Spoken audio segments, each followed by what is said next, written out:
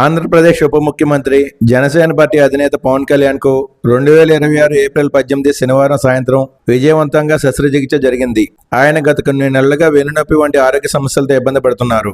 April 17 శుక్రవారం ఉదయం అధికారులతో పరిపాలనాపరమైన అంశాలపై చర్చిస్తుండగా ఆయన తీవ్ర అస్వస్థతకు గురయ్యారు. వ్యక్తిగత వైద్యుల సలహా మేరకు ఆసుపత్రికి వెళ్లగా అక్కడ ఎంఆర్ఐ స్కాన్ సహా పలు పరీక్షలు నిర్వహించారు. నివేదికలను పరిశీలించిన వైద్యులు శస్త్రచికిత్స తప్పనిసరిని నిర్ణయించారు. అధికారికంగా శస్త్రచికిత్స రకాన్ని వెల్లడించినప్పటికీ ఆయన వెన్నుపూస సమస్యతో బాధపడుతున్నట్లు సమాచారం.